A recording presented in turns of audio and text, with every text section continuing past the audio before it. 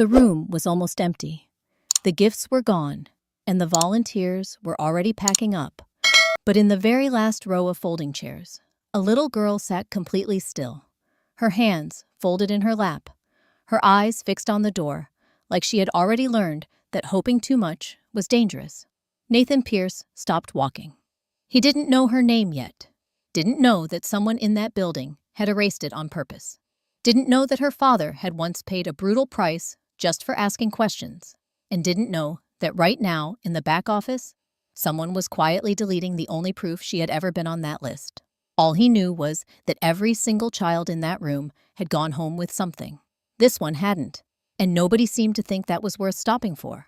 He set down his briefcase, loosened his coat, and walked toward her. The traffic on Westheimer Road had not moved in 11 minutes. Nathan Pierce knew this because he had been watching the clock on the dashboard with the particular kind of patience that wasn't really patience at all. It was the controlled frustration of a man who had somewhere to be and too many years of practice pretending otherwise.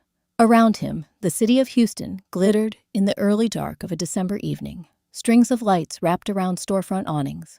A gas station marquee, blinking the temperature in red 38 degrees. Cold for Houston. Cold enough that the people on the sidewalk walked faster than usual.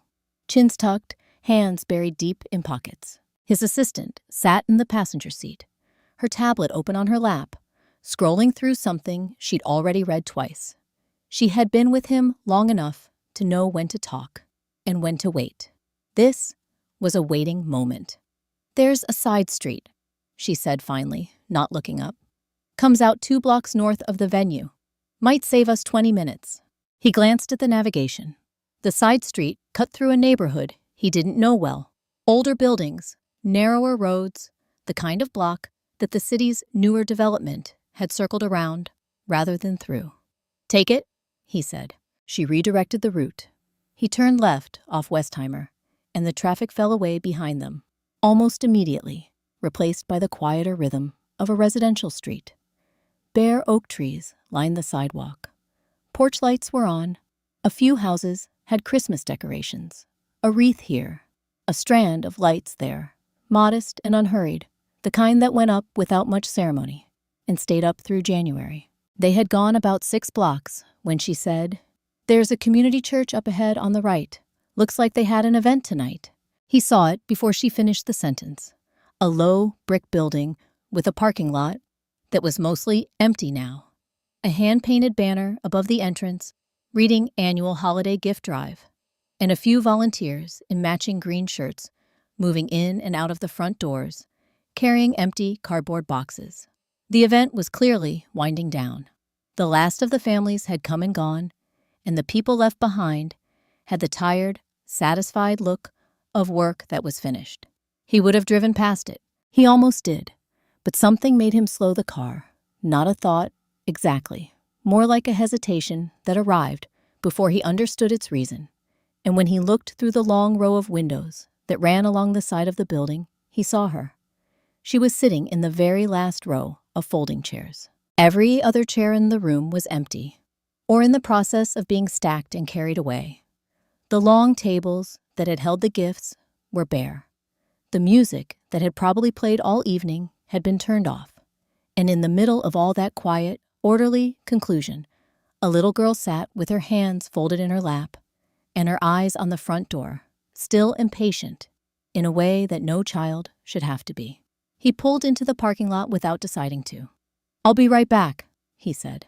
His assistant looked up from her tablet, then at the building, then back at him. She didn't ask why, she just nodded.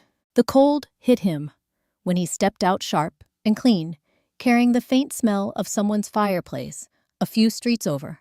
He pushed through the front door and into the warmth of the community room, which smelled like pine garland and coffee that had been sitting on the burner too long. A few volunteers glanced up.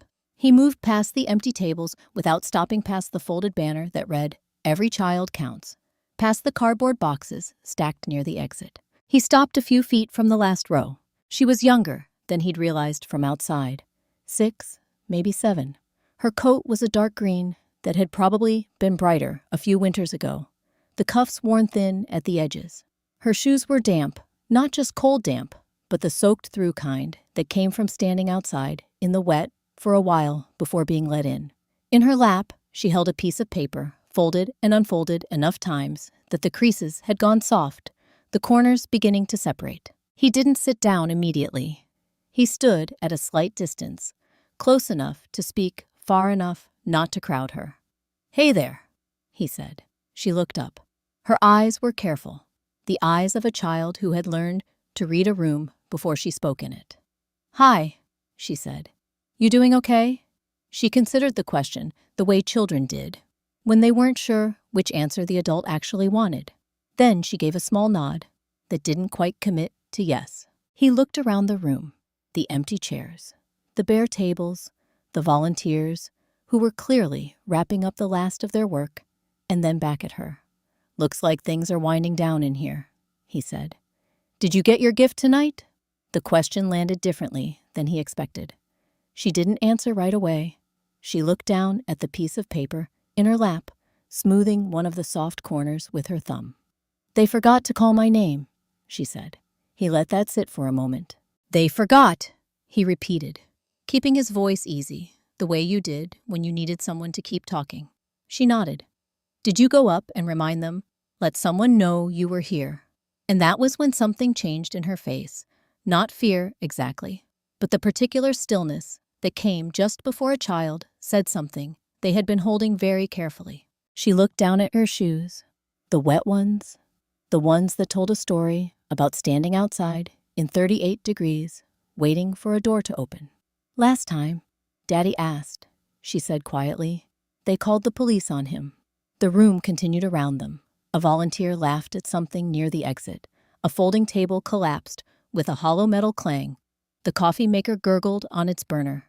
None of it touched the 2 feet of space between him and this little girl. He looked at the paper in her lap, the confirmation slip. He could see part of the print from where he stood. A name, a date, a code. Official. Legitimate. The kind of document a parent filled out carefully, and a child carried like a promise. He didn't know yet what he was walking into. He didn't know who had forgotten her name, or why didn't know what that piece of paper would reveal. When he looked at it closely, didn't know what the next hour would require of him. He just knew one thing, with the particular clarity that sometimes arrived without warning. He wasn't leaving. He pulled a folding chair from the nearest stack and set it down at an angle, not directly across from her, not beside her, somewhere in between, close enough to see the paper clearly, far enough that she didn't have to feel cornered. "May I?" he asked, nodding toward the chair. She looked at it, then at him, then gave that same careful nod from before. He sat down slowly, forearms resting on his knees, and looked at the paper she was holding. From this distance, he could read most of it a printed confirmation form, the kind generated by an online registration system, with a logo at the top he recognized as the community organization that ran this building.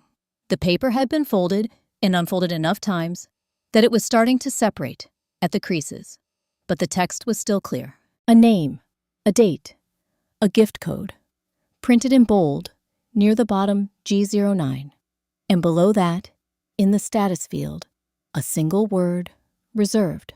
He looked at it for a moment without speaking. Reserved, not pending, not waitlisted, reserved, which meant someone had looked at this form, matched it to an inventory item, and set something aside, specifically for the child sitting across from him. "Can I take a look at that?" he asked. She hesitated. Her fingers pressed slightly into the paper, a small instinctive tightening, like the reflex of someone who had already lost something once and wasn't ready to risk it again. Then slowly she held it out. He took it with both hands and read it carefully. The name was printed clearly. The registration date was 3 weeks prior. The pickup date listed was today, December 23rd. The gift code G09 was assigned and confirmed. There was no note of cancellation, no amended status, no indication that anything about this registration had changed since the day it was submitted. Everything about this piece of paper said she was supposed to be here. Everything about this piece of paper said something was waiting for her. He handed it back gently. She took it and folded it once, along the existing crease, her eyes dropping back to her lap. "Tell me what happened tonight," he said. "From the beginning. Take your time." She was quiet for a moment. Not reluctant, just organizing the way kids did when they wanted to get something right. "My daddy filled out the form," she started. "He showed me my name on the screen when he did it. He said, 'See, that means it's official.'" She said the last word carefully, like she was quoting someone. "He printed the paper and everything." "When did you get here tonight?" "Before the doors opened." She paused. "There was a line outside. I stood in it." He thought about the temperature. 38 degrees. He thought about the shoes. "By yourself." "Daddy had to work." She said it the way children said things that had already been explained and accepted. "He works at a warehouse on the east side. They don't always let him leave on time." A small pause. "He told me to go in when the doors opened and wait for my name. He said, 'Don't push, don't be rude, just wait, and they'll call you.' And you did that." "Yes, sir." The words came out with the quiet certainty of a child reporting a completed task. "I went in when they opened the doors. I sat down. I watched them call everybody else." He looked around the room. The chairs were almost all stacked now. The gift tables were bare. A couple of volunteers were pulling the tablecloths off in long, efficient pulls. The Christmas tree near the entrance still had its lights on, blinking in a slow, indifferent rhythm. "How long did you wait?" he asked. She thought about it. "A long time. I moved back a few times because other families needed the seats closer up. I ended up back here." She glanced at the last row. "I thought maybe my name would be near the end of the list. Some names are like that." "But they never called it." "No, sir." "Did you ask anyone?" The question landed in the same place the earlier one had. She looked at her shoes again, just briefly, just for a second, and then back up. "I didn't want to make trouble," she said. Then quieter. "Daddy said making trouble makes things worse." He didn't push on that. He already knew what she meant. She had told him in the clearest possible terms, back when he'd first asked why asking questions was something her family had learned to be careful about. "Who was running the gift table tonight?" he asked. "Do you know?" She thought for a moment, then lifted one hand and pointed, not dramatically, just a small practical gesture, toward the far end of the room where a folding table was being cleared of the last of its clipboards and papers by a man in a green coordinator's shirt. He followed the direction of her hand. The man had his back to them, stacking clipboards into a cardboard box with the focused efficiency of someone finishing a job. There was a name badge on his shirt, but from this distance, the print was too small to read. He looked back at Grace. She had lowered her hand and was holding the confirmation slip again. Her fingers pressed into the paper at the fold, that same small tightening from before. She wasn't doing it consciously. It was the kind of thing a person did when they were holding something they couldn't afford to lose. "You did everything right," he said. She looked up at him. Her expression didn't change much, but something behind it shifted the way a room shifted when someone opened a window, not dramatically. Just a change in the air. He was about to say something else when he noticed it. Across the room, someone had stopped moving. Grace felt it before she fully processed it. That particular quality of attention that had weight to it, that landed on the back of your neck differently than ordinary awareness did. She turned her head slightly, then stopped. She didn't look all the way across the room. She just went a little more still than she already was. It wasn't the kind of attention that felt like help. The footsteps came from across the room, measured, unhurried, the kind that belonged to someone who had decided how the next few minutes were going to go before he'd taken the first step. The man who approached was somewhere in his mid-50s, broad through the shoulders, with the coordinator's badge clipped to the chest pocket of his green volunteer shirt. His hair was gray at the temples and neatly kept, and he moved through the half-cleared room with the ease of someone who considered it his territory. His smile arrived before he was close enough to shake hands wide. Practiced the kind of smile that wasn't really about warmth so much as about control.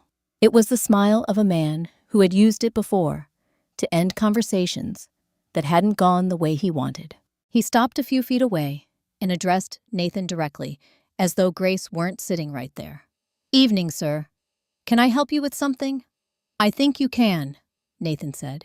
He kept his voice even. This young lady has a confirmed registration for tonight's gift drive. Her name wasn't called. The smile didn't leave the man's face, but something behind it shifted just slightly, just enough to notice if you were paying attention. Well, these events get busy, the man said. He glanced briefly at Grace, then back at Nathan. Hundreds of families come through. It's possible there was some confusion about the time the distribution window closed at 7. If she arrived before the doors opened, Nathan said. Well, sir, I can't personally verify every... She stood in line outside. Nathan's voice stayed level, but it didn't move. In 38 degrees, until the doors opened. Then she came in and sat down and waited. She waited through the entire event without being called once. The man's smile thinned by a fraction. He clasped his hands in front of him, a composed gesture, a patient one. The gesture of someone who was used to managing situations by appearing reasonable until the other person gave up. I understand your concern, he said, but our records show all registered participants were served tonight. If there was an issue with her specific registration, can I see the list? A pause. Brief, barely a second. But there. The sign-out records have already been packaged for the list, Nathan said again. Not louder, just cleaner. The smile was working harder now. Before the man could respond, movement came from the left. 2 figures, stepping forward, from near the refreshment table, where they'd been breaking down the last of the paper cups and napkin holders. They were young, both of them, probably 19 or 20, wearing the same green volunteer shirts as the coordinator, their badges turned slightly sideways in the way of people who'd been moving around all evening. The young woman spoke first. Her voice was steady, though her hands had stopped moving. She was here the whole time, she said. She wasn't looking at the coordinator. She was looking at Nathan. I noticed her during the first round of distributions. She was in the 3rd row then. By the middle of the event, she'd moved back to make room for other families. She paused. Her name was never called. I was listening for it because I thought it would come up eventually. The young man beside her nodded. He was quieter, more deliberate. The coordinator handled the B through H section of the list personally tonight, he said. I know, because he asked the rest of us not to touch that clipboard after the first hour.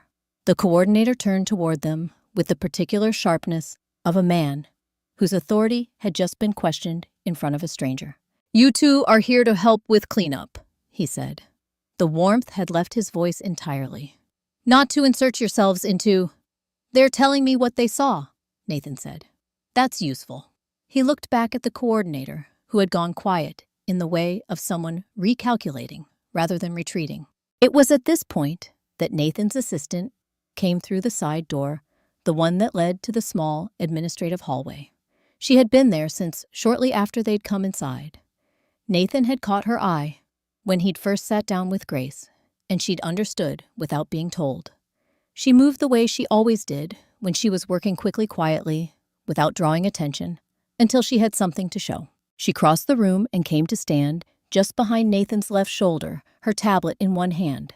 The organization's public registration portal is still accessible, she said, keeping her voice low enough that it didn't carry past their small circle. I pulled the current file. She tilted the screen so Nathan could see it. Gift code G09. Confirmed registration. Active status. No cancellation on record. No pickup confirmation either. She looked at the coordinator briefly, then back at Nathan.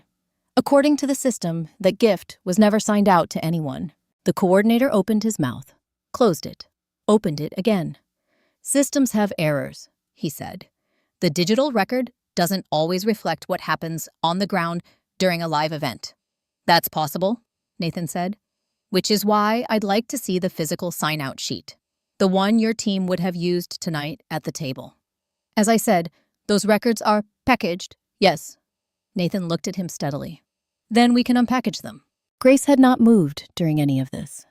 She sat in the last row with the confirmation slip on her lap, her hands flat on either side of it, watching the adults talk, the way children did when they understood that something important was being decided about them, and had learned that the best thing they could do was stay very still and not give anyone a reason to tell them to leave. Near the far wall, standing beside the coat rack, with a clipboard held loosely against her side, a woman in a charcoal blazer watched the exchange without moving toward it. She was somewhere in her early 60s, with silver-streaked hair pulled back neatly, the kind of composed, attentive posture that came from years of managing rooms. She was not a volunteer. Her badge was different, a lanyard rather than a clip-on, with the organization's full letterhead printed across it. She had the look of someone who ran things, and she was watching this particular thing very carefully, without making any move to be part of it. Nathan noticed her. She looked away first. His assistant had turned slightly, angling her tablet screen away from the coordinator, her eyes moving across something she hadn't said out loud yet. Whatever she was reading, her expression had changed, not alarm exactly, but the focused stillness of someone who had found something they needed to think about before they spoke. She turned the tablet toward herself and away from the rest of them. Whatever she'd just found, she wasn't ready to say it out loud yet. She moved without being told. Nathan's assistant had spent 4 years learning the difference between a situation that needed managing and one that needed acting on. She was already crossing toward the administrative hallway when he glanced back to check on her tablet under one arm phone in the other. She pushed through the side door and let it close behind her without a sound. The small office at the end of the hall held a desktop computer connected to the organization's registration system, the same system she'd accessed through the public portal minutes ago. The public portal showed her what was there. The administrative backend would show her what had been changed, when, and by whom. She sat down, connected her tablet to the monitor, and pulled up the log. Someone was in the system right now. Not viewing editing. An active session had opened 6 minutes ago from a device on the organization's internal network. Fields were being modified in real-time registration statuses, gift assignments, sign-out records. The changes weren't random. They were targeted specific names, specific dates moving through the database with the quiet efficiency of someone who had done this before. She opened the backup function and started a full export. Every record, every log entry, every modification, going back 3 years. The progress bar appeared at the bottom of the screen. She kept her eyes on it and did not look away. In the main hall, Nathan stood 3 feet from the coordinator and did not raise his voice. He had found, over the years, that there was rarely a need to. "The physical sign-out sheet," he said. "The one your team used at the gift table tonight. I'd like to see it." The coordinator, the man who had managed the clipboards, in the lists, in the flow of families, through this room all evening, crossed his arms with the patience of someone who believed patience was the same thing as winning. "These events are run by volunteers," he said. "Nobody here is obligated to—" "The child has a confirmed reservation," Nathan said. "The gift assigned to her code has not been signed out to anyone according to your own digital records. And you personally managed the section of the list that included her name." He let that settle. "So I'd like to see the sheet, not because I'm demanding it, because it's the right thing to do." The coordinator said nothing.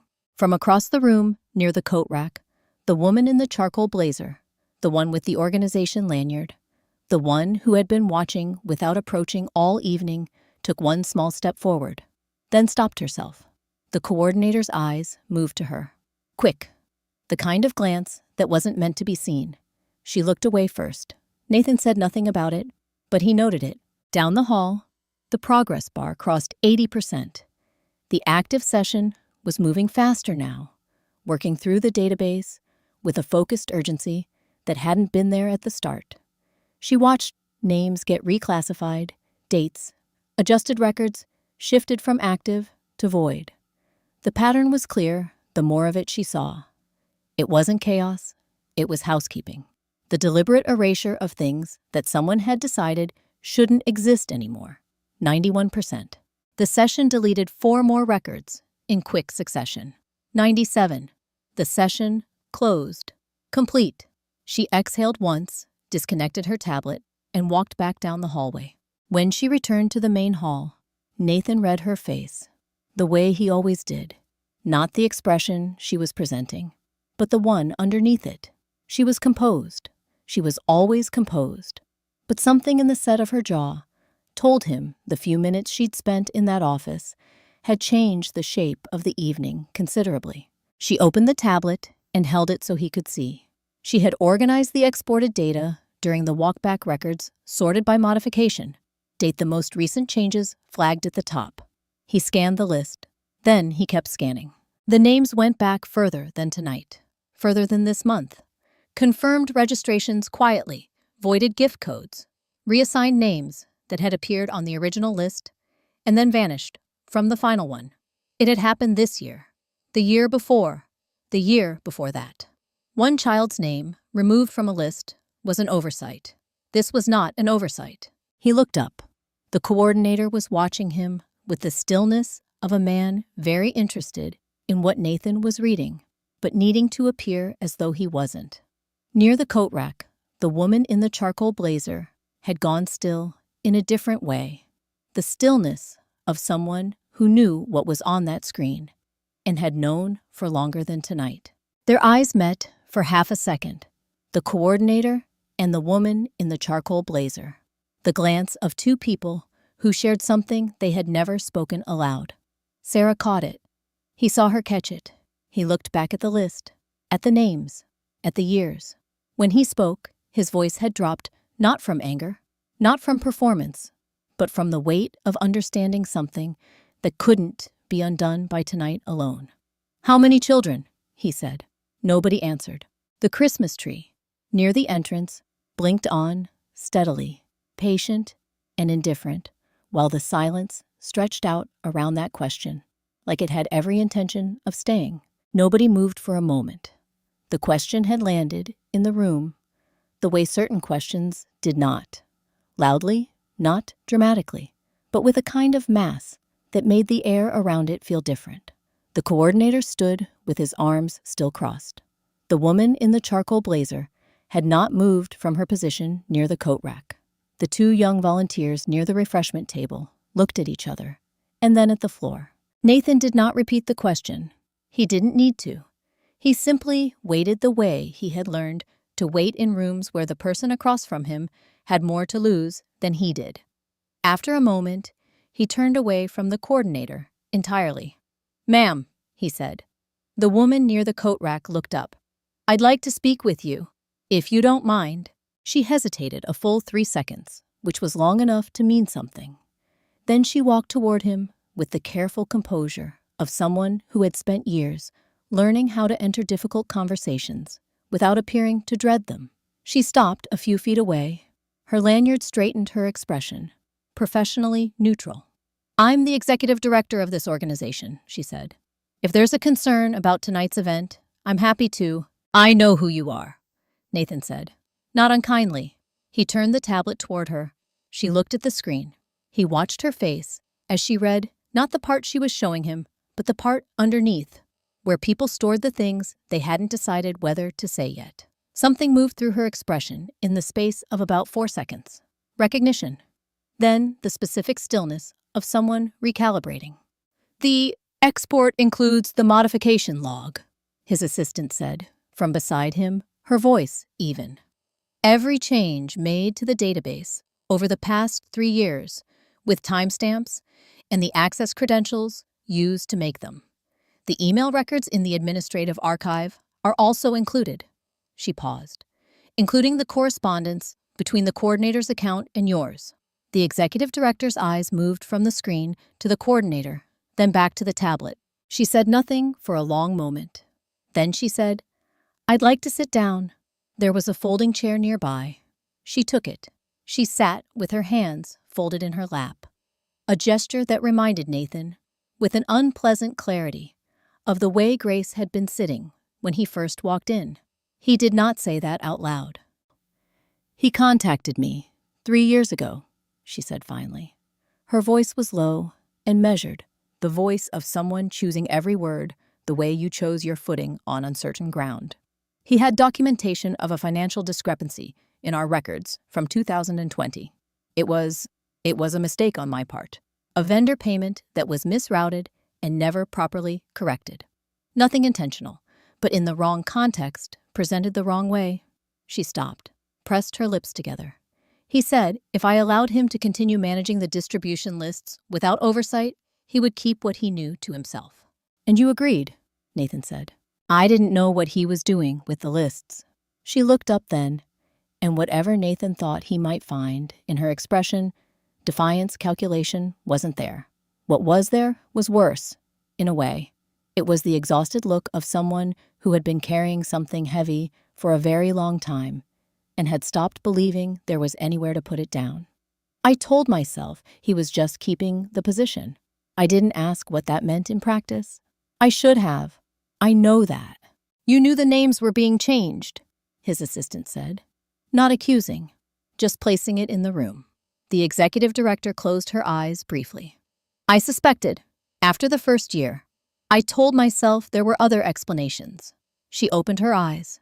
There weren't. The coordinator had not spoken during any of this. He stood where he'd been standing, arms still crossed, his expression having gone through several phases in the past 2 minutes. First, the rigid confidence of someone certain this wasn't going where it appeared to be going. Then, the tighter look of someone realizing it was, and now something that had settled into a kind of cold, cornered stillness. Nathan looked at him. The coordinator looked back, and then something shifted in him. The particular internal shift of a man who had decided that if he was going down, he was at least going to say the thing he'd been thinking. The thing he'd probably been thinking for 2 years. You want to know why her name was on the list, he said. His voice had lost its managed quality entirely. It was flatter now, more honest in its way than anything he'd said all evening. Her father filed a formal complaint against this organization 2 years ago. Wrote letters, made calls, wouldn't let it go. He let out a short breath through his nose. He should have kept his mouth shut. The room went very still. Nathan did not respond immediately. He had learned over a long time that the most important thing you could do when someone said something that revealed exactly who they were was to let it exist in the air for a moment. Let everyone in the room hear it. Let it mean what it meant without him having to explain it. Near the far corner of the room, away from the exchange, an older woman sat beside Grace in one of the last remaining chairs. She had been there for the past several minutes, a volunteer who moved through the space with the unhurried familiarity of someone who had been coming to this building long before the current coordinator had arrived and expected to be coming long after. Her name tag read Margaret. She had white hair cut short, and the particular quality of stillness that came not from hesitation, but from patience, from having seen enough of the world to know that most things revealed themselves eventually, without needing to be pushed. She was not looking at Nathan.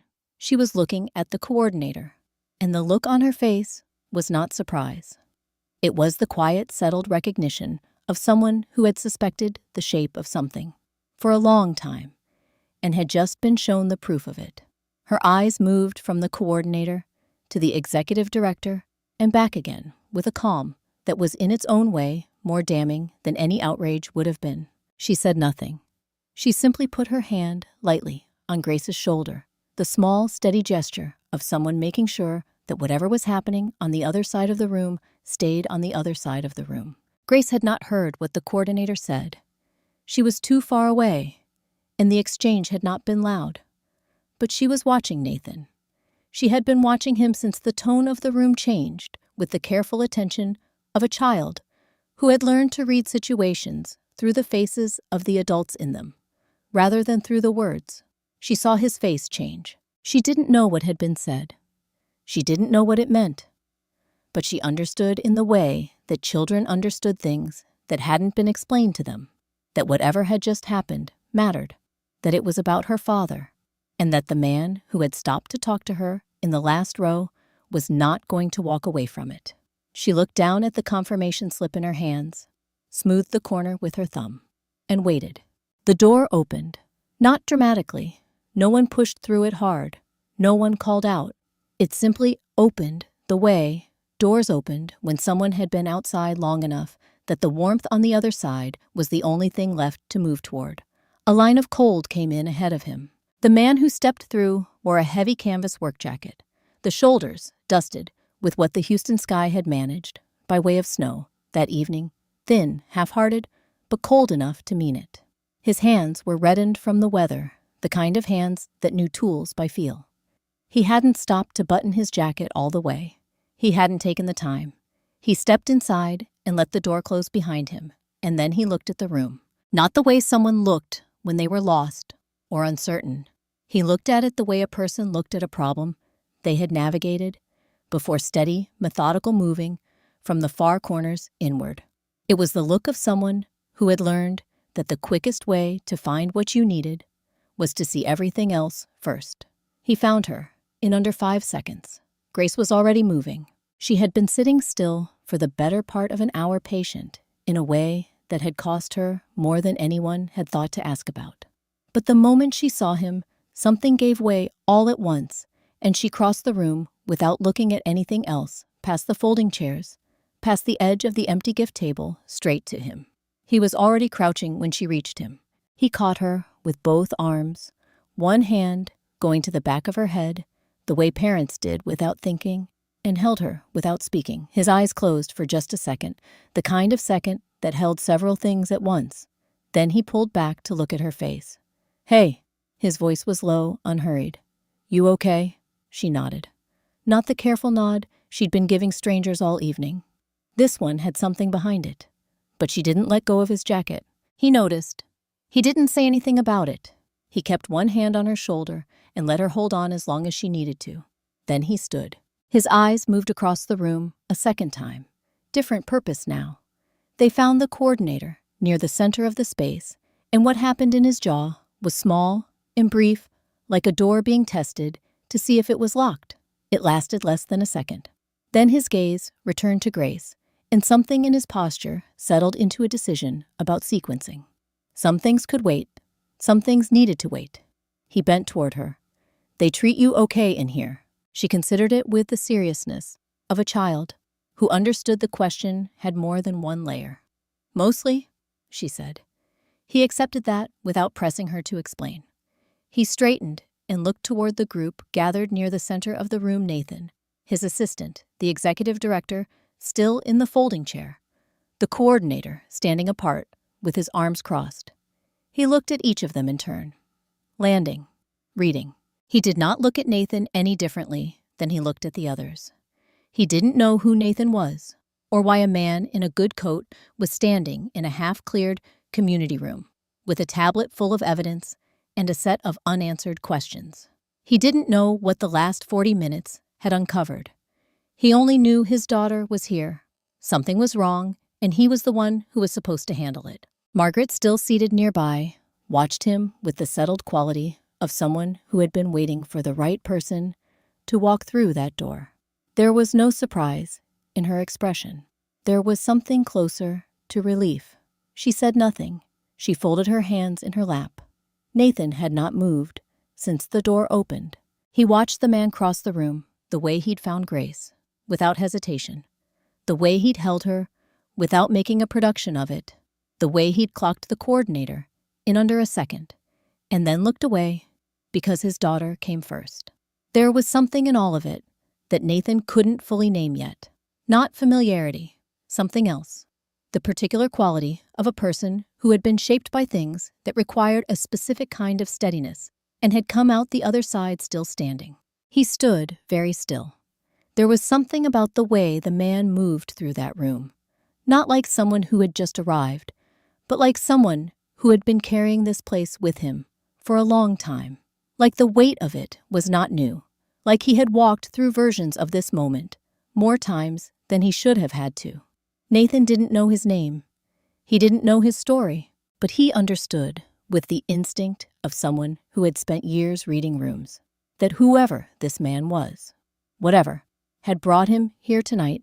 The story, connecting him to the little girl in the last row, was not a simple one, and it was not finished. Nathan crossed the room. He didn't rush it. He gave the man a moment first, a moment with his daughter, a moment to take in the space, a moment to be whatever he needed to be before someone he'd never met walked up and started explaining things. It was a small courtesy, but it was a real one. When he did approach, he stopped at a reasonable distance and kept his voice low enough that it didn't carry past the two of them. "I'm sorry to interrupt," he said. "My name is Nathan Pierce. I'm the one who funds this program." He paused. "I've been here for the last 40 minutes. I'd like to tell you what happened tonight, if you're willing to hear it." The man looked at him. It was a different kind of looking than Grace had done earlier. Less guarded, more direct. The look of someone who had learned that the fastest way to understand a situation was to look at the person in front of you and decide quickly, and without sentiment, what kind of person they were. "All right," he said, Nathan told him.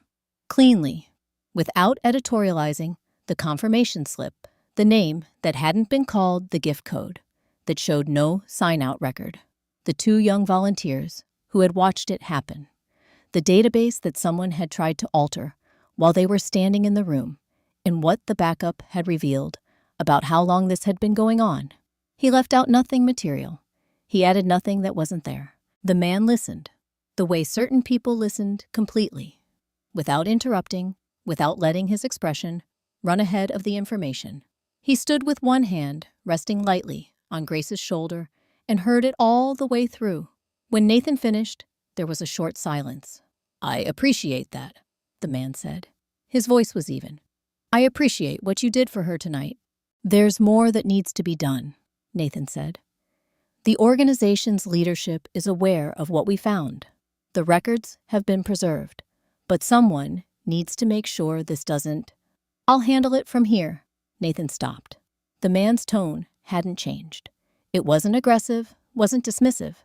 It was simply the tone of someone stating a fact they had already decided on before the conversation began. "With respect," Nathan said carefully, "what we found tonight goes back several years. It's going to require—" "I said I'll handle it." The man looked at him steadily, not unkindly, but without any give in it. "I know you mean well. I can see that. But I've been in situations where someone with resources steps in to help, and by the time it's over, I've traded one problem for another." He paused. "Men like you help people like me, and then we owe you something we can't pay back. I've been down that road before. I'd rather not go down it again." Nathan had spent a considerable portion of his adult life in rooms where people pushed back at him, in boardrooms, in negotiations, across tables where the stakes were considerably higher than a community gift drive in December. He was not easily caught without a response. He was caught without one now. He stood there for a moment, and the man held his gaze, with the particular patience of someone who was not waiting to be convinced, so much as waiting to see whether Nathan understood what had just been said. Then the man turned his head slowly, deliberately, and looked across the room toward the coordinator, who had not left and had not stopped watching them. What happened in his face was not anger. Anger would have been easier, in a way. What was there instead was something colder and more settled, the expression of a person who had already done the work of feeling whatever he was going to feel about this a long time ago, and had arrived at a place past it. "I knew it was him," he said quietly. "I've known for 2 years." Nathan waited. 2 years ago, I filed a formal complaint against this program." His voice stayed level. "I had documentation. I submitted it through every channel I could find. I made phone calls. I wrote letters." He paused. 3 weeks after I submitted the last one, 2 officers showed up at my door. The coordinator had filed a report claiming I'd made threatening communications to the organization. He said it without inflection, the way people described things they had already processed, to the point where the words no longer had much weight. They held me for several hours, questioning. I had to call in a favor to get someone to pick Grace up from school. He stopped there. He didn't say, "And that is why my daughter knows not to ask questions." He didn't have to. The logic ran in a straight, clean line, from that night to this one, from a father being taken away for asking too loudly, to a little girl sitting alone in the last row, holding a confirmation slip she was afraid to lose, telling a stranger that the last time her daddy asked, they called someone to take him away. Nathan understood it now, in a way he hadn't fully understood it before, not as a fact to be noted, but as something that had a shape and a weight and a cost that had been paid by people who hadn't had a choice about paying it. Grace was standing just beside her father, her hand still loosely holding the fabric of his jacket. She was looking at Nathan, not the way she'd looked at him earlier in the last row, when she'd been trying to determine whether he was safe. That question had apparently been settled, or at least tabled. What she was doing now was different, a quiet, careful assessment of the kind that children conducted when they were deciding something more specific. Whether this particular person, standing in this particular moment, was someone worth trusting with the things that mattered. She hadn't decided yet. Nathan felt it, the weight of that evaluation, and did not look away from it.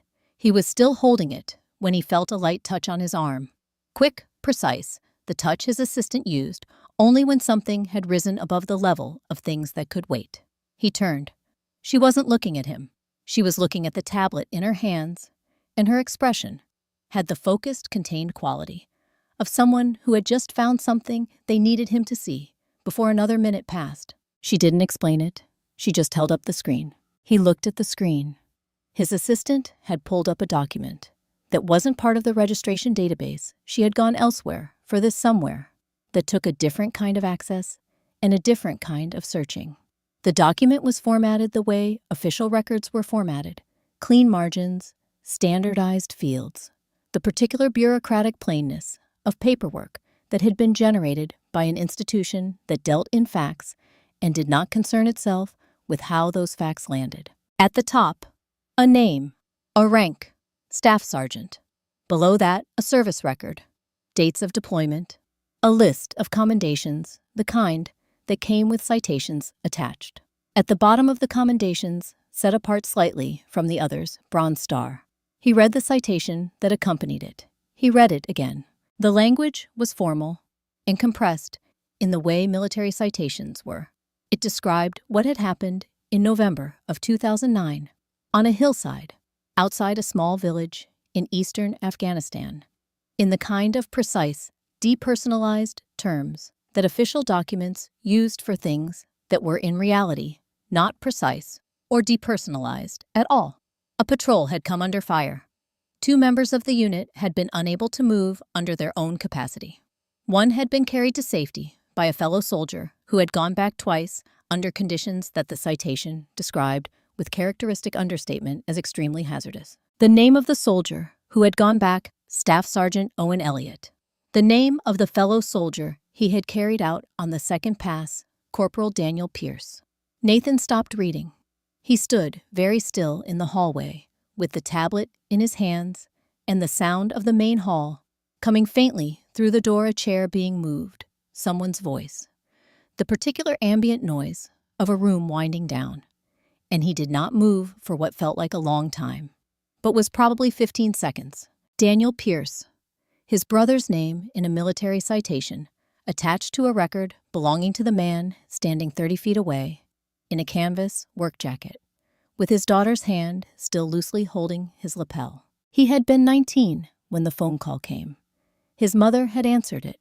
He had been in the kitchen when he heard her voice change, that particular shift that a voice made when it was trying to stay controlled and not fully managing it. He had walked to the doorway and stood there while she listened, and when she turned to look at him, her face had already done the thing that faces did when the worst version of a thing had been narrowly avoided. "Daniel is going to be okay," she had said. "They said someone carried him out. We don't know who." They had never found out. Daniel had been transferred to a care facility before anyone from the family had been able to ask the right questions of the right people. And by the time he was well enough to talk about it, he had talked about it only in the careful, partial way that people talked about things they weren't ready to give away completely. Someone was there, he had said once, when their mother pressed him. That's all. Someone was there. Nathan looked through the small window set into the door. On the other side, in the main hall, the man was sitting.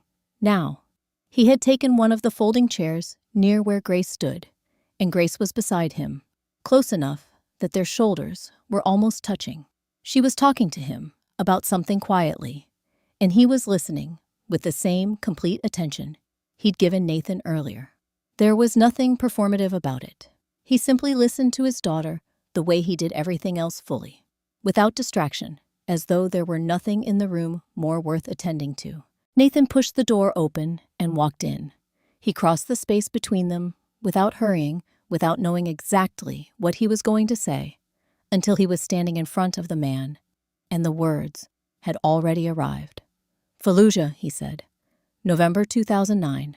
Hill, 902. He said it quietly, not as an accusation, not as a revelation designed to produce an effect. He said it the way you said something that you had been carrying, without knowing it, that came out, not because you had decided to say it, but because it had finally found the right place to land. The man looked up, and something happened in his face that Nathan had not seen happen there before. Not in the doorway when he'd found Grace. Not when he'd looked at the coordinator with that cold, settled recognition.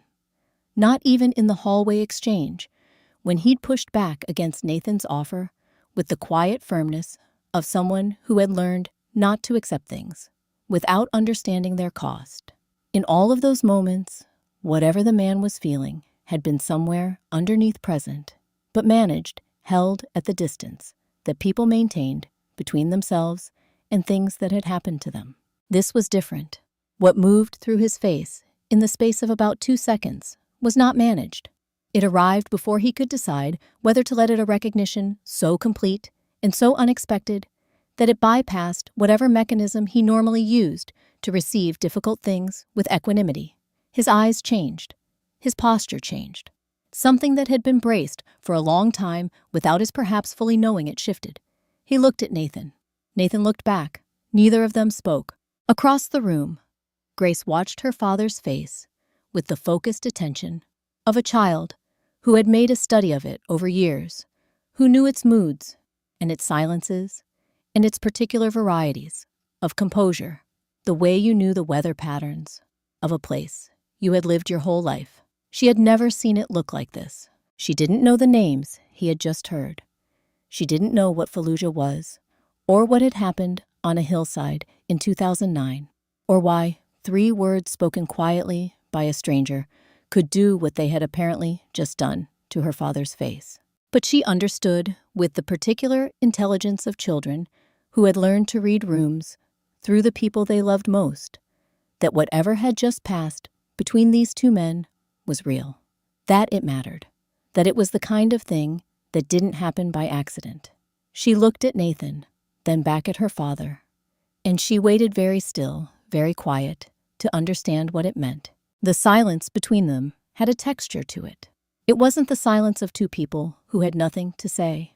It was the silence of 2 people who had too much, where the thing that needed to be said was so large that ordinary language felt like the wrong instrument for it. And so they stood there in the half-lit community room while the weight of 15 years settled into the space between them, like something that had been waiting a long time for somewhere to land. The man was the one who moved first. He stood up slowly, not with effort, but with the deliberateness of someone who understood that the next few seconds were going to matter in a way that most seconds didn't, and who wanted to be standing for them. He rose to his full height and looked at Nathan, really looked the way he hadn't quite done before, as though he were seeing him for the first time, with different eyes, recalibrating, matching the face in front of him against something he was carrying internally. Then he said it. "You're Daniel's brother," not a question. The way he said it left no room for it to be a question. It was the voice of a man confirming something he had already arrived at the last step of a calculation that had completed itself in the time between hearing 3 words and standing up from a folding chair. "Yes," Nathan said. That was all. 1 word, and then the 2 of them stood in the middle of the room. The man who had carried someone off a hillside, and the brother of the person he'd carried, and for a long moment, neither of them did anything else. There was nothing performative about it. No dramatic gesture, no visible surge of emotion on either side. Just 2 people standing in the specific gravity of a connection they hadn't known they had an hour ago, and were only now beginning to understand the shape of. The Christmas tree, near the entrance, continued its patient blinking. Somewhere behind them, a folding table, was being collapsed by a volunteer who hadn't noticed that anything had changed.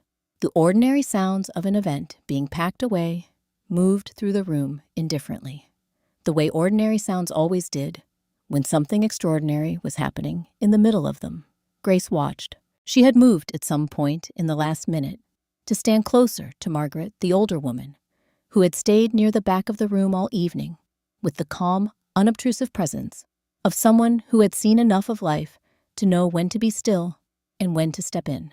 Grace stood beside her now, not quite touching, in the way of children who needed proximity without asking for it directly. She looked at her father and at the man who was not quite a stranger anymore, standing together in the center of the room, and she tried to understand what she was seeing. She leaned slightly toward Margaret.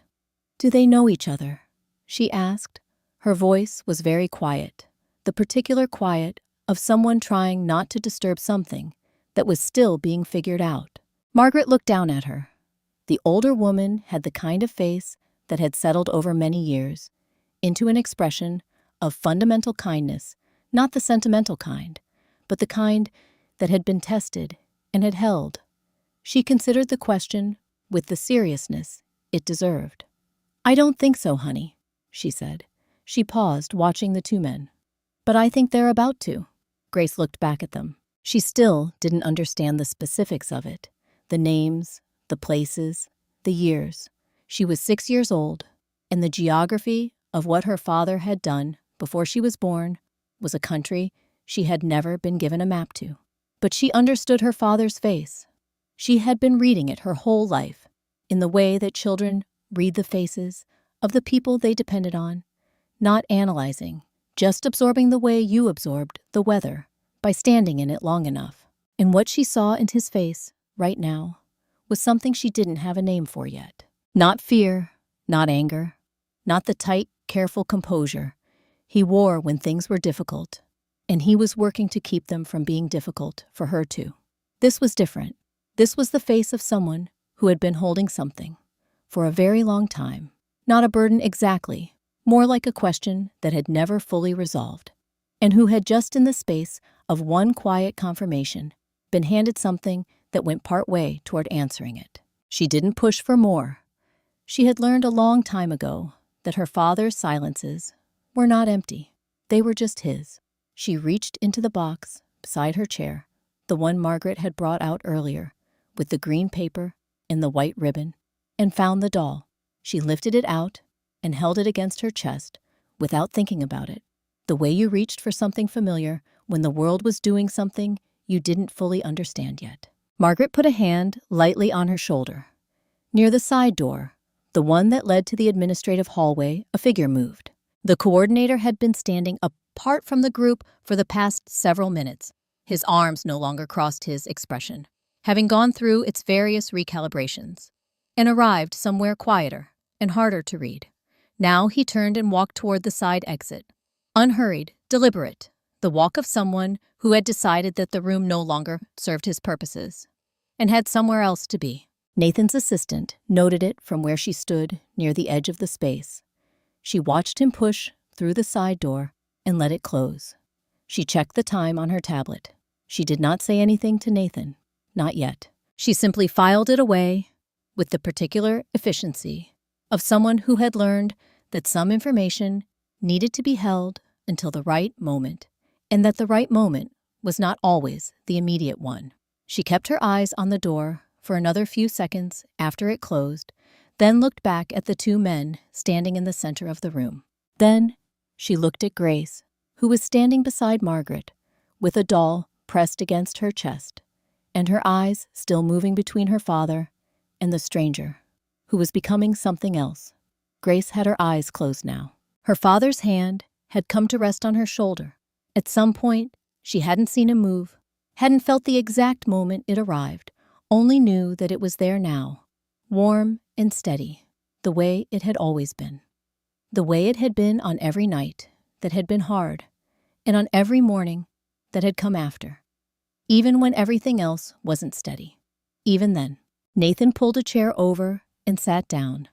He didn't ask if it was all right. He didn't announce what he was doing or explain why. He just found the nearest folding chair, set it at an angle, not across from the man, not beside him, somewhere between the two, and sat down with his forearms resting on his knees, the way he had sat with Grace an hour ago in the last row. The man watched him do it. He didn't object. He didn't shift away.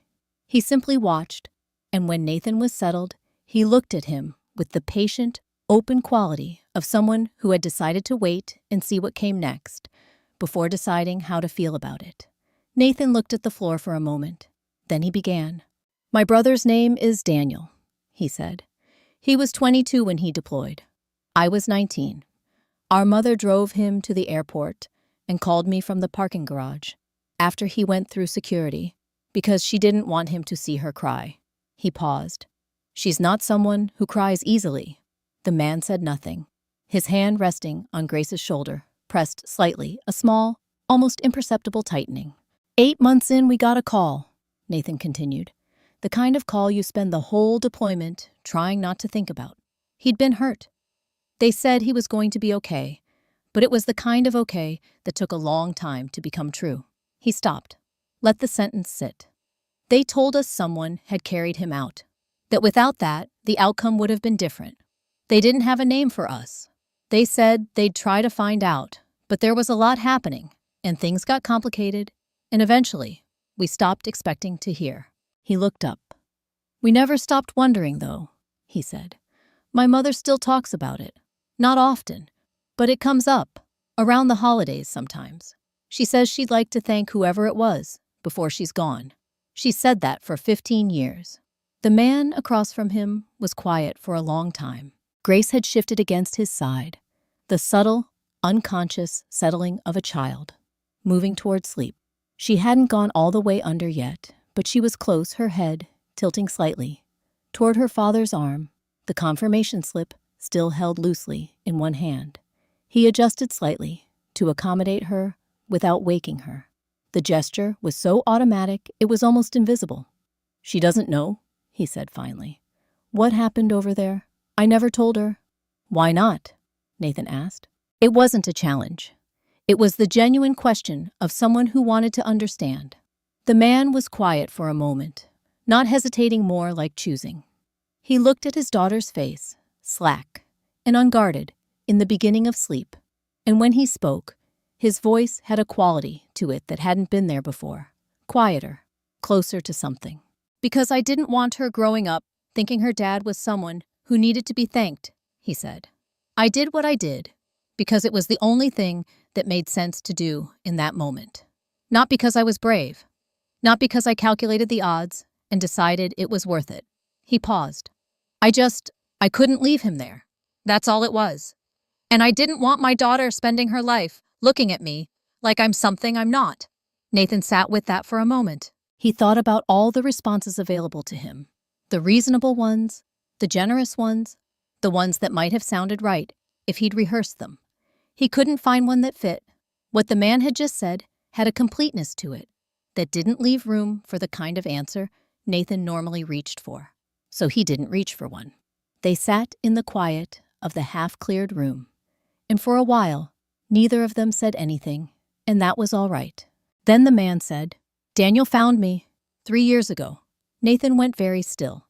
"He tracked down my information through his unit's records," the man continued. "Sent me a letter. We talked on the phone a few times after that." He glanced at Nathan briefly, then back at Grace. "He mentioned he had a brother. He didn't say much else about it." Nathan was quiet for a moment.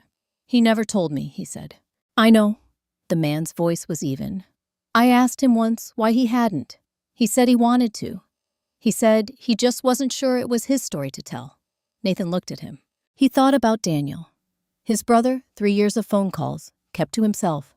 A connection he had found and held quietly, the way he held most things that mattered to him. He thought about their mother, who still mentioned it around the holidays. He thought about 15 years of a question that had been apparently answered for at least part of that time, and the complicated, very human reasons why that answer had stayed in one room and not moved to the next. He didn't feel the way he might have expected to feel about it. He felt something quieter than that, something that didn't have a clean name yet. The man looked at him for a long moment. The kind of look that was measuring something, not Nathan's reaction, exactly, more like the shape of the situation. What it was, what it meant, what could reasonably be made of it going forward. Daniel was lucky, he said quietly. Nathan shook his head. No, he said. Daniel was saved. He met the man's eyes. There's a difference. The man held his gaze. Grace made a small sound in her sleep. Not distress, just the ordinary sound of a child settling deeper, and her hand relaxed slightly around the confirmation slip. It didn't fall. She didn't let it go entirely, even in sleep. Just loosened her grip, the way you loosened a grip when you finally, after a long time, felt like you didn't have to hold on quite so hard. The side door opened. The man who came through it moved differently than he had earlier in the evening. The careful management was still there. The squared shoulders, the deliberate pace. But underneath it, something had shifted. He carried himself with the particular quality of a person who had just made a phone call they believed had changed the terms of the situation and who hadn't yet discovered whether they were right. He crossed the room toward the group near the center. With his chin slightly lifted, his expression arranged into something that was trying to be authority and landing somewhere closer to performance. He stopped a few feet from Nathan. "I've spoken with our organization's legal counsel," he said. His voice had recovered some of its earlier smoothness, though it required visible effort to maintain. "What you've done tonight, accessing our internal database, without authorization, conducting what amounts to an impromptu interrogation of our staff, constitutes a serious breach. Our counsel is prepared to pursue this." Nathan looked at him. He didn't respond immediately. He had found over many years of dealing with people who made threats they had constructed quickly and under pressure that the most useful thing you could do in the first few seconds was simply let the threat exist in the air. Let it take up the space it actually deserved rather than the space it was designed to claim. "Sarah," he said. His assistant stepped forward from where she had been standing near the edge of the room, tablet in hand. The complete backup, all registration records, modification logs, and internal correspondence was transmitted to the State Charitable Organization Oversight Board at 8:14 this evening, she said. Her voice was the voice she used when she was reading from a document she had already prepared. "That's 41 minutes ago. I also forwarded a summary to the Attorney General's Nonprofit Compliance Division. Both offices have confirmed receipt." She looked at the man across from them with the expression of someone who had finished reading and was now simply waiting. The man's chin came down slightly. It was a small movement, barely visible, but it was there. He looked at Nathan. He looked at the assistant. He looked at the executive director, who was still seated in the folding chair, where she had been for the past 15 minutes, her hands folded in her lap, her eyes on the floor in front of her. She did not look up. Near the coat rack, where she had been standing, for most of the evening, the woman who ran this organization watched the coordinator with an expression that had gone quiet and settled in a way that was harder to read than either anger or relief. She had said what she had to say. She had made the decision she'd been putting off for 3 years. What happened next was no longer something she could change, and she seemed to have accepted that, not comfortably, but fully. She did not move toward him. She did not say his name. The coordinator stood in the middle of the room that had been his territory all evening and understood in the particular way that understanding arrived when it could no longer be postponed that the territory had changed. He turned, not toward Nathan, not toward the assistant, or the executive director, or the 2 young volunteers, who were still remarkably present, standing near the refreshment table, with the quiet stubbornness of people who had decided they were going to see this through to the end. He turned toward the man who had come through the front door 40 minutes ago with snow on his jacket and his daughter's hand in his fist. "You started all of this," he said. His voice had dropped, the smoothness gone entirely, now something raw underneath it. 2 years ago. You couldn't leave it alone. You had to keep pushing, had to file your complaints, had to make it into something bigger than it was. He stopped, steadied himself. This all could have stayed quiet. It would have stayed quiet. The room went very still. The man who was being addressed had been sitting in the chair beside his daughter. Grace was still asleep against his side, her breathing slow and even, the doll from the box tucked loosely under one arm. He looked at the coordinator for a moment, one long, quiet moment, and then he did something deliberate and careful. He lifted his hand from his daughter's shoulder. He shifted her gently so that Margaret, the older woman who had been nearby all evening, could take the space beside her. He waited until Grace had resettled against Margaret's side without waking. He waited until he was sure she was still. Then he stood up. He walked toward the coordinator the way he had walked through the front door earlier. Not quickly, not with any visible agitation, just steadily. The walk of someone who knew exactly where they were going and had no uncertainty about whether they should be going there. He stopped close enough that lowering his voice was not a concession, but a choice. "No," he said. One word, flat and clear, and without any of the anger that the coordinator had been expecting. The anger that would have been easier to manage, easier to redirect, easier to survive. "You started it," he said. "The day you decided my daughter's name didn't matter." He didn't say it loudly. He didn't say it with heat. He said it the way you said something that had been true for a long time, and that you had finally been given the right moment to place exactly where it belonged. The coordinator opened his mouth. Nothing came out. The two young volunteers near the refreshment table looked at each other. The executive director, still in her chair, pressed her lips together briefly and then released them. Margaret, on the far side of the room, kept one hand on Grace's shoulder and looked straight ahead. And then, from the front of the building, came the sound of someone knocking. Not a volunteer, not a late arrival. The knock had a different quality to it, a particular unhurried authority that changed the temperature of the room in the second it took to register. The front door opened. Two people stepped inside, both in uniform, both moving with the practiced, even calm of people who had walked into rooms like this before and knew how to read them quickly. One of them looked around the space, taking it in, and then addressed the room in general. "We're looking for the volunteer coordinator for tonight's event," he said. "Someone by the name of," he checked the notepad in his hand, "Raymond Cross." The room was very quiet. The coordinator did not move, but everyone else did not physically, just in the small internal way that people shifted when the final piece of something they had been watching unfold came into place. Near the coat rack, the executive director finally looked up. Margaret stood up. She did it quietly, without announcing herself, the way she did most things, with the unhurried certainty of someone who had decided what needed to happen and saw no reason to make a production of deciding it. The two officers near the front of the room were speaking with the coordinator in voices too low to carry across the space. The executive director had risen from her chair and moved to stand nearby, her posture carrying the particular resignation of someone who had been waiting for this moment for longer than tonight. Nobody was paying attention to the back of the room. Margaret walked toward the storage area at the far end of the hall, a narrow space behind a half partition where the organization kept supplies and overflow items during events. She moved without hurry, her footsteps quiet on the linoleum.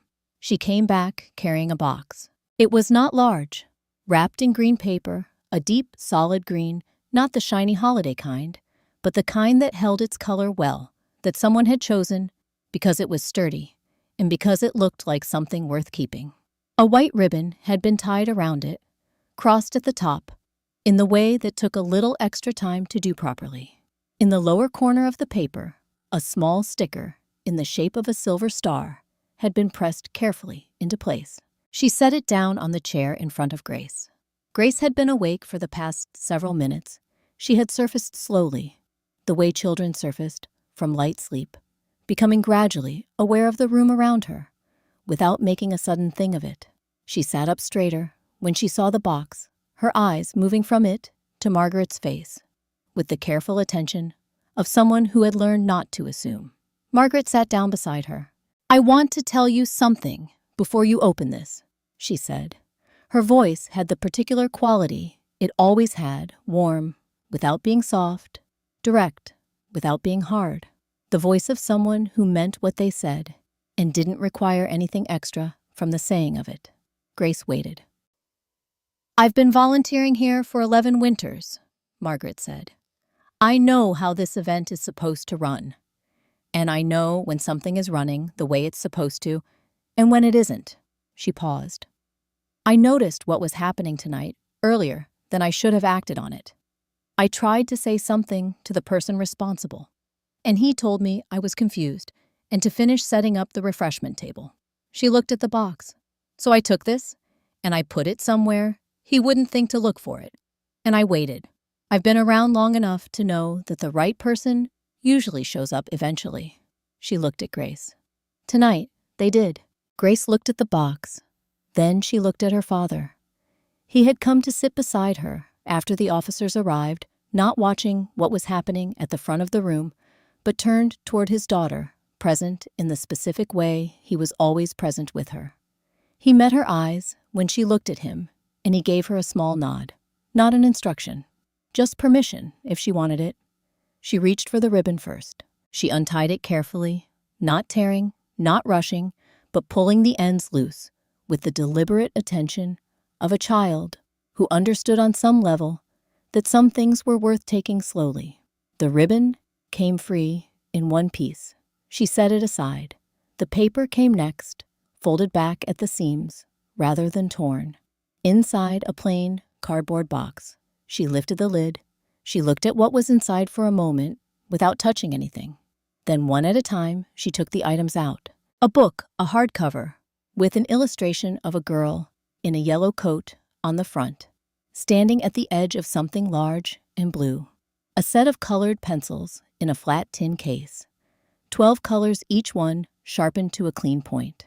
A small folded sweater in a red so deep it was almost the color of a winter apple.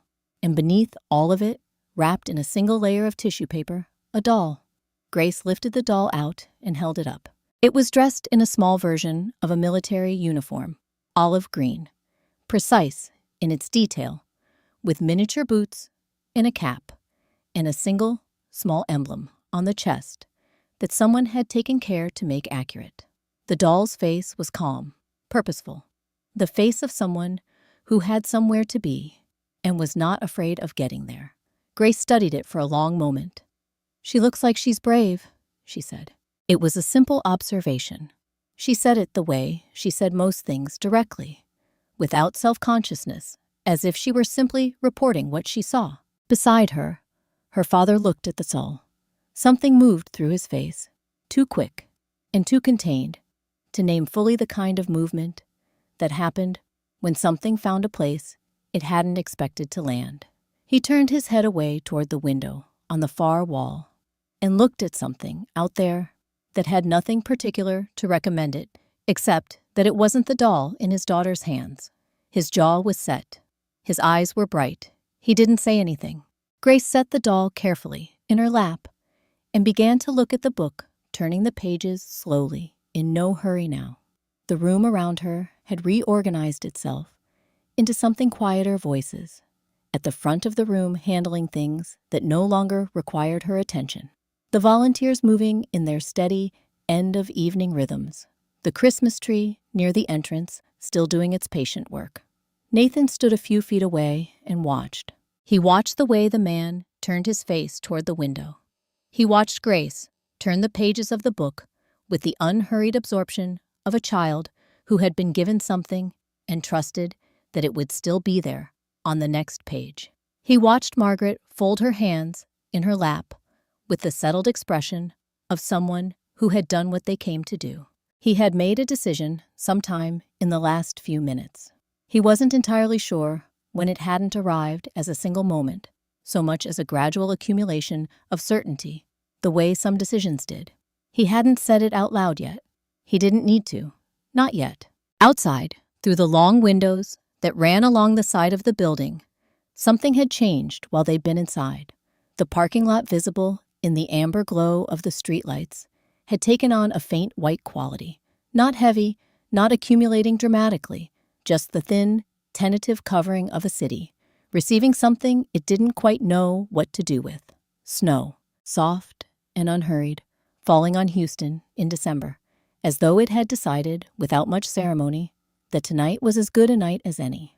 Inside, a little girl held a doll dressed like a soldier and turned the pages of a book and did not know yet that her father had once been one. Nathan was near the front entrance, buttoning his coat, when he heard Grace behind him, the particular shuffle of a child carrying something larger than was strictly manageable.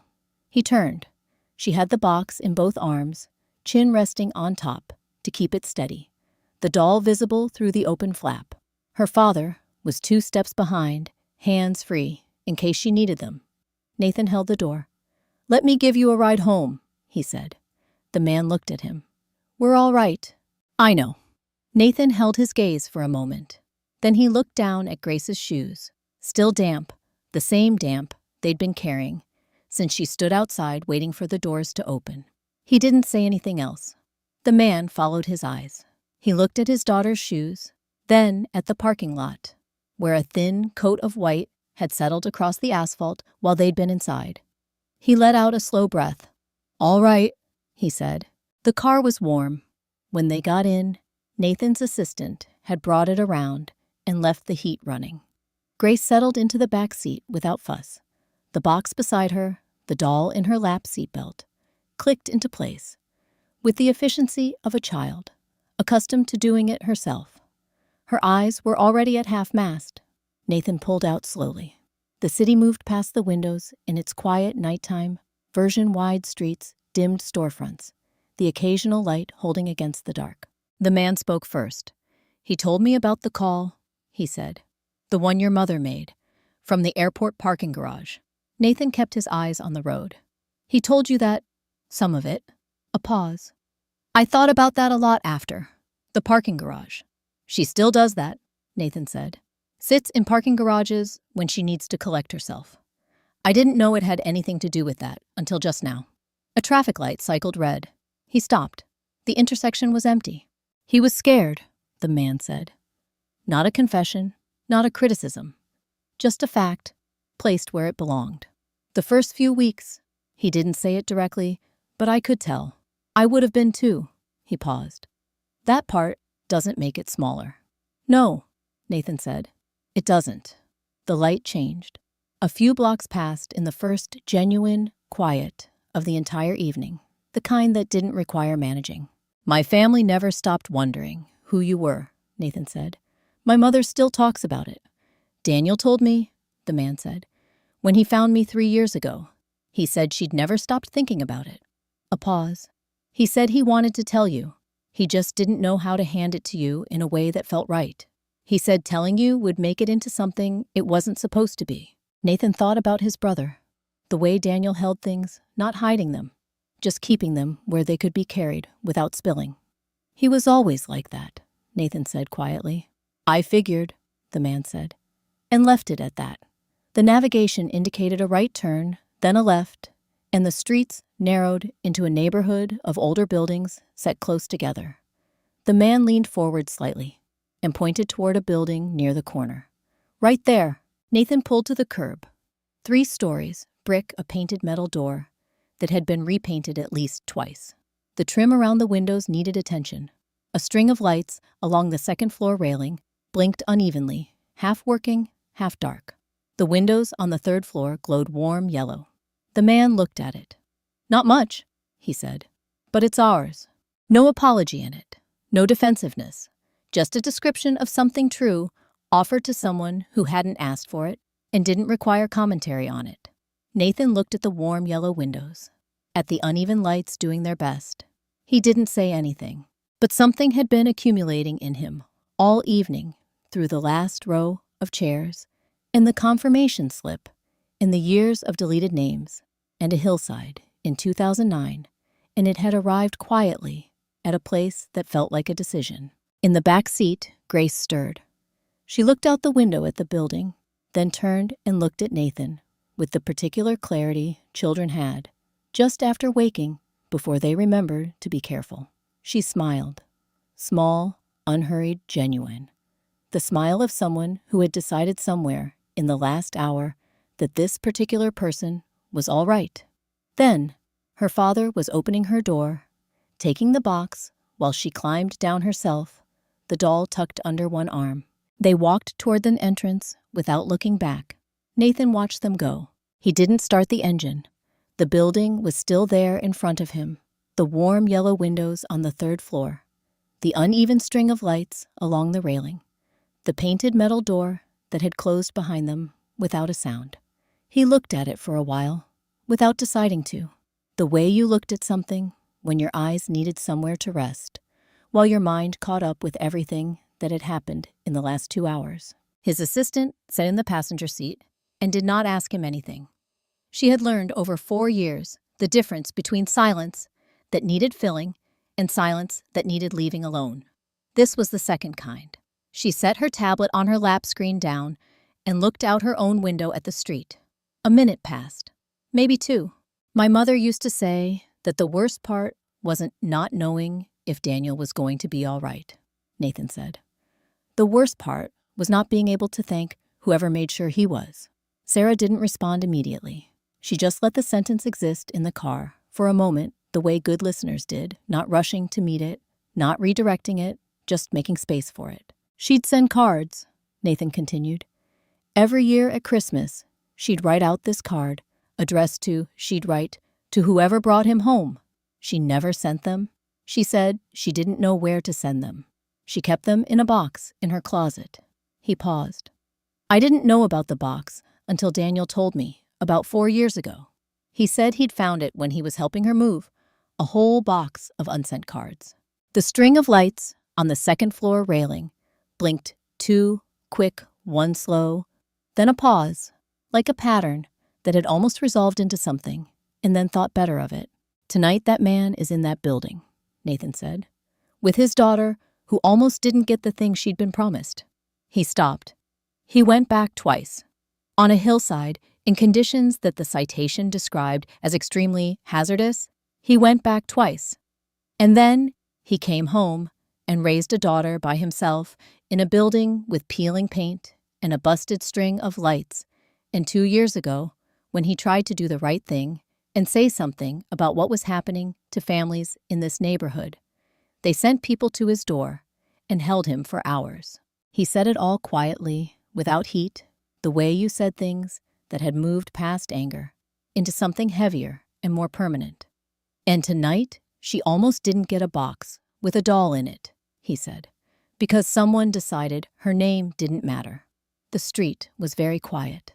A car passed a block over its headlights, sweeping briefly across the far wall of the building before disappearing. The yellow windows stayed warm. My family has been wondering for 15 years, Nathan said. And he's been here, in this city, in this neighborhood, raising that little girl. He looked at the building one more time. We drove past streets like this one and never thought to look. Sarah was quiet for a moment. Then she said, "What are you going to do?" It wasn't a leading question. It wasn't a prompt toward any particular answer. It was the genuine question of someone who understood that a decision had been made and wanted to know the shape of it. Nathan looked at the warm yellow windows on the third floor. He thought about the right thing, not the impressive thing, not the gesture that would mean the most in the retelling, not the version that would satisfy the particular guilt of a family that had spent 15 years not knowing a name. Just the right thing, whatever form that took, whatever it required, whatever it looked like when it wasn't about him at all. The right thing, he said. Whatever that looks like. Sarah nodded once. Not because it was a satisfying answer, it wasn't entirely, but because it was an honest one. She picked up her tablet and made a note of something quietly, without explaining what. Nathan finally reached for the ignition, then stopped. He picked up his phone instead, opened the messages, found his brother's name Daniel, the contact listed simply by first name, the way it had been since Nathan was old enough to have a phone, and opened a new message. He typed 2 words. "We need to talk." He looked at it for a moment. Then he sent it and set the phone face down on the center console. Outside, Houston continued its late-night version of itself, unhurried, indifferent to the particular weight of what had just been said inside one parked car on one quiet street. A distant siren moved through the air, and faded. The lights in a ground floor window across the street went out.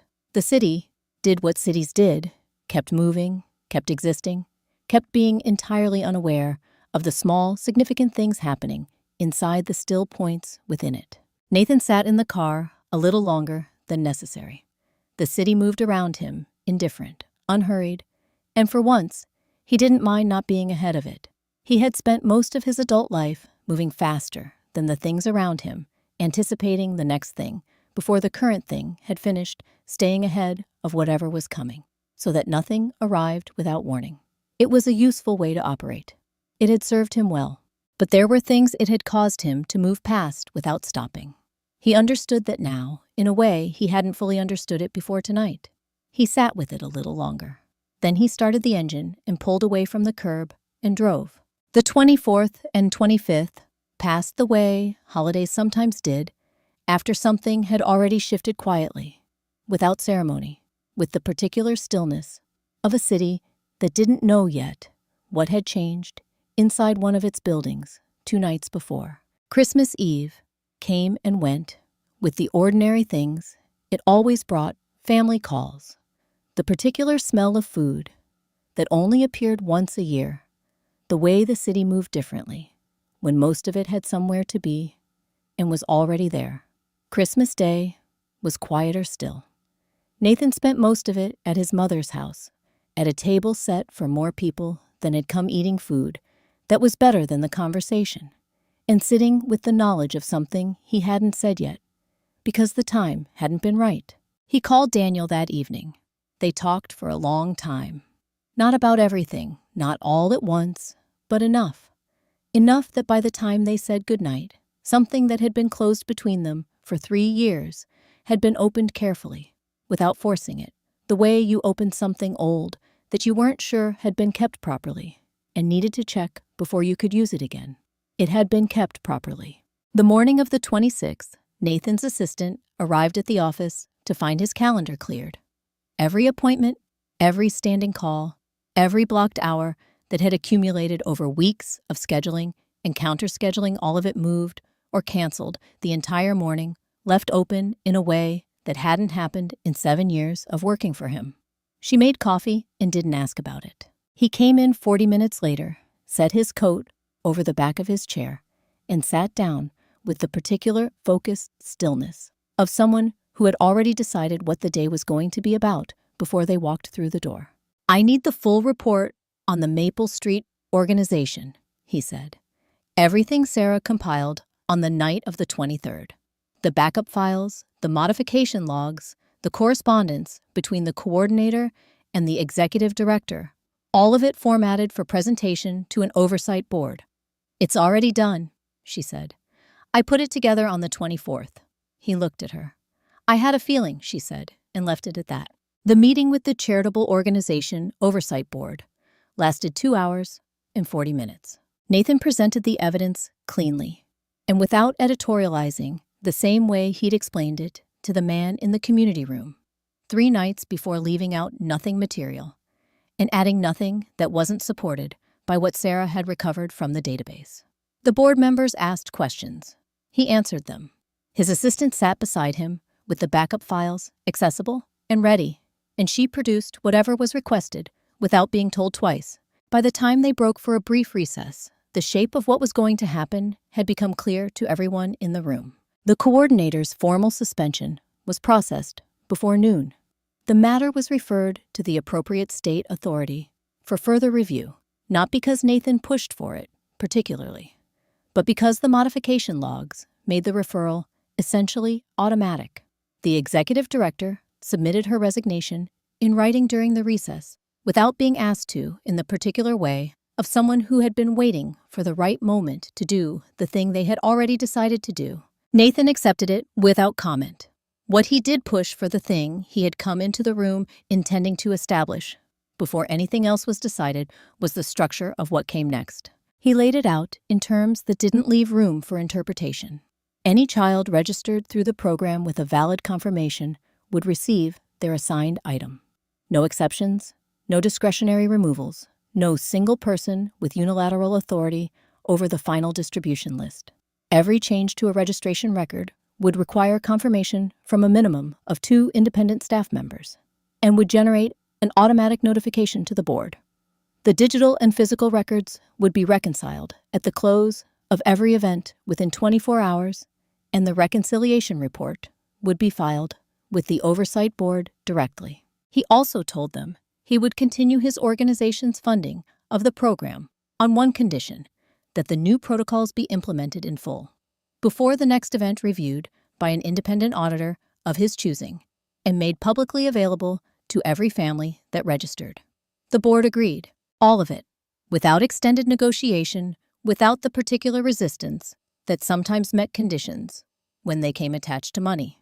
They agreed because the evidence had made the alternative indefensible, and because whatever else could be said about the situation, what was being proposed was not complicated. It was just what the program had always been supposed to be described plainly and held to. Nathan drove back to the office in the early afternoon. The city looked different in the daylight after Christmas, quieter than usual, the streets carrying the particular unhurried quality of a day that had given most people permission to be somewhere else. He sat at his desk for a few minutes without doing anything in particular, just letting the morning settle. His assistant appeared in the doorway. She was carrying something, not the tablet, not a folder, just a small object that she crossed the room and set on the corner of his desk without explaining. She didn't say who it was from. She didn't say what it was. She set it down in the unhurried way of someone delivering something that could wait as long as it needed to, and then she turned and walked back out, pulling the door most of the way closed behind her. Nathan looked at the corner of his desk. Then he picked up his coffee cup, which had gone slightly past the temperature he preferred, and finished it anyway. He looked out the window at the city, going about its quiet, post-holiday business. He thought about nothing in particular, which was unusual for him, and which felt in its own way like something he had earned. He finished his coffee. Then he looked at what she had left on his desk. It was a folded piece of paper, not an envelope, just a single sheet of paper folded into quarters, the way children folded things, with the particular inexact symmetry of someone who had done it carefully, but whose hands weren't quite big enough yet to make the corners meet perfectly. The outside was blank. Whatever was inside had been important enough to fold up and send, but not important enough to label. Or perhaps the person who had sent it had assumed it would explain itself. Nathan unfolded it. It was a drawing, done in colored pencil, the particular waxy, slightly uneven lines of colored pencil applied by a hand that was still learning how much pressure was enough. The paper was standard white, the kind that came in a school supply pack, and it had been handled enough that the fold lines were soft, and the surface had a slight texture to it from being pressed flat again after being carried somewhere. In the center of the page, a house, small square drawn with the confident simplicity of someone who knew exactly what a house needed to look like and saw no reason to complicate it. A rectangle for the body, a triangle for the roof, 2 windows on the front, a door in the middle. To the left of the door, a tree. Not a realistic tree, a circle on a stick, the way children drew trees when they wanted to indicate tree without getting into the particulars. In front of the house, 3 figures. The tallest one on the left, a shorter one in the middle, the smallest one on the right, drawn with slightly more detail than the others, a circle skirt, 2 lines for braids, a small shape in one hand that might have been a doll or might have been a book. Above each figure, written in capital letters that varied considerably in size and spacing, a name. Daddy, Grace, Nathan. He looked at his own name for a moment. The A was larger than the other letters. The N at the end had been written and then gone over twice, as though the pencil had run out of color halfway through and needed a second pass to make it visible. It had been given the same care as the others, the same deliberate, concentrated effort of a child making sure something came out right. Below the figures, at the bottom of the page, a single line of text, all capitals uneven, spacing the letters, pressing slightly into the paper as though she had needed to be sure they would stay. Thank you for hearing my name. Nathan sat with it for a while. He didn't move to put it down. He didn't reach for his phone or turn to his computer, or do any of the things he normally did when he had finished looking at something and was ready to move to the next thing. He just sat with the paper in his hands and looked at those 7 words at the bottom of the page and let them mean what they meant. Outside his window, the afternoon light had shifted, the particular low-angle light of late December that came in sideways and made everything it touched look like it was being seen for the first time. The Houston skyline held its familiar shape against the pale sky, indifferent and permanent, the way skylines were. He set the drawing down on the desk, picked up his phone. He found his brother's name and called. It rang twice. "Hey," Daniel said. "Why didn't you tell me about him?" Nathan said. "When you found him 3 years ago, why didn't you tell me?"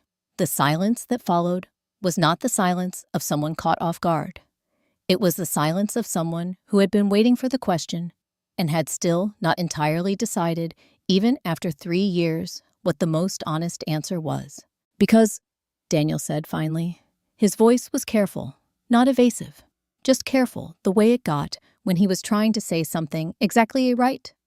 "I didn't think I deserved to be the one who introduced you." Nathan was quiet. "He did something for me," Daniel continued. "Something I couldn't have done for myself. And I spent a long time trying to figure out how to hold that without making it into something that was about me, without making every conversation about it, every time I talked to you or Mom, into a reminder that I was the reason the debt existed in the first place." A pause. "I know that doesn't entirely make sense." "It makes sense," Nathan said. "I was going to tell you. I know," Nathan said. "It's all right." And it was. Not perfectly. Not without the particular complicated texture that came with learning something significant had been kept from you, even for reasons you understood. But all right in the way that things between people who knew each other well could be all right even when they were imperfect. He and Daniel had been navigating that particular kind of all right their whole lives. They talked for a few more minutes, nothing that needed recording, nothing that required resolution. Just the ordinary back and forth of two people finding their way back to level ground after something had shifted the terrain. When he hung up, the office was quiet. Nathan looked at the drawing on his desk, at the 3 figures in front of the small square house, at the names above them, written by a 6-year-old, with a set of colored pencils that had come in a box wrapped in green paper with a white ribbon, each one given the same careful attention, each one pressed into the page with the same deliberate intention. Not crossed out, not removed, not reclassified or voided or quietly moved to a different column where it wouldn't cause problems for anyone. Just written.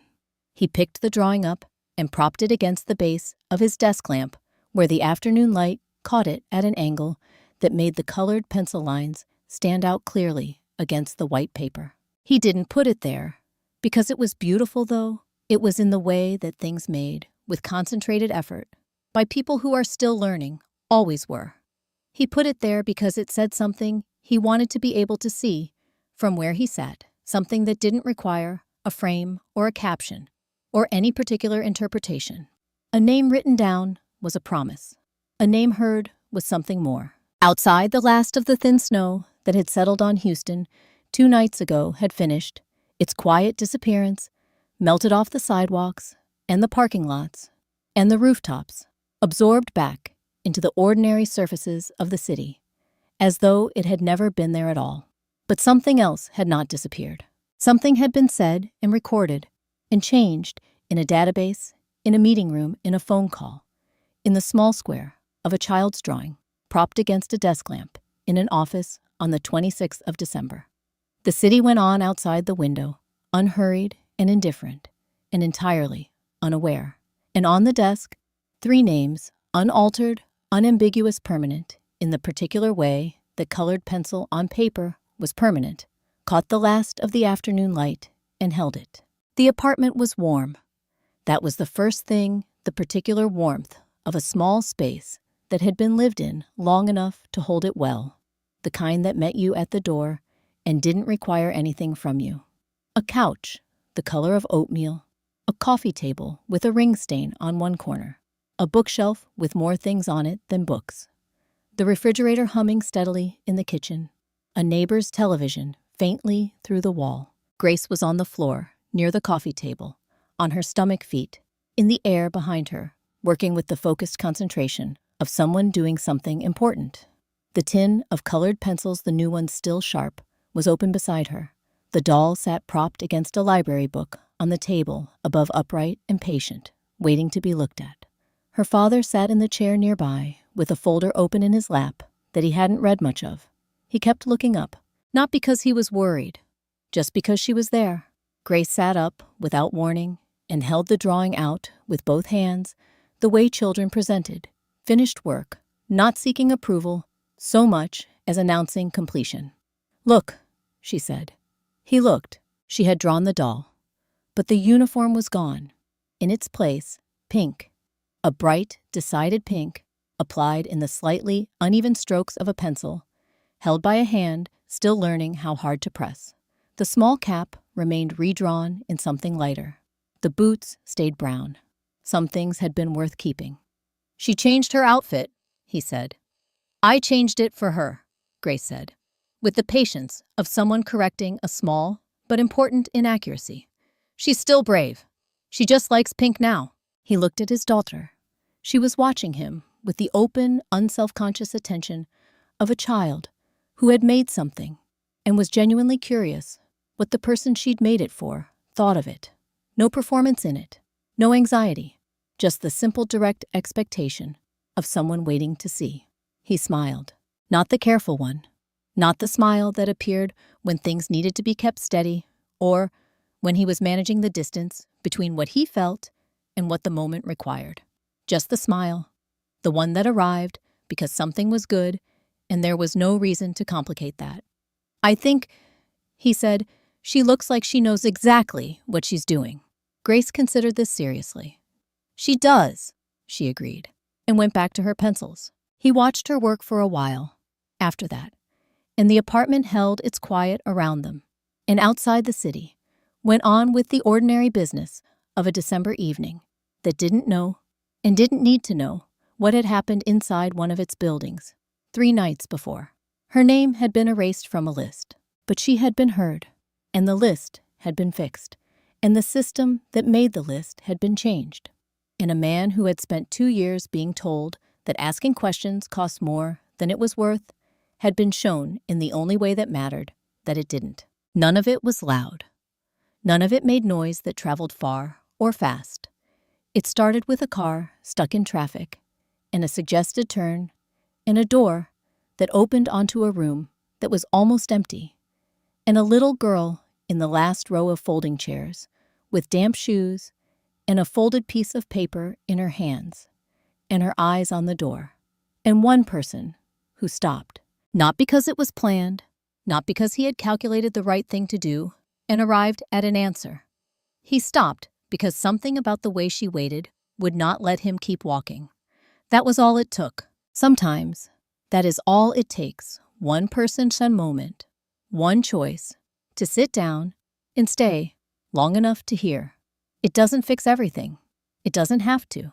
It just has to be real, and it has to be now, and it has to be enough to make sure that when a name is supposed to be called, it gets called. If any part of this story stayed with you, if it reminded you of a moment when someone stopped and listened, or a moment when you needed them to, and they didn't share it in the comments, tell us where you're watching from. Tell us your story. The ones that don't make headlines are often the ones that matter most.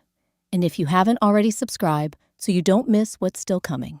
Across the city, in an office that had gone quiet for the evening, a drawing sat propped against the base of a desk lamp.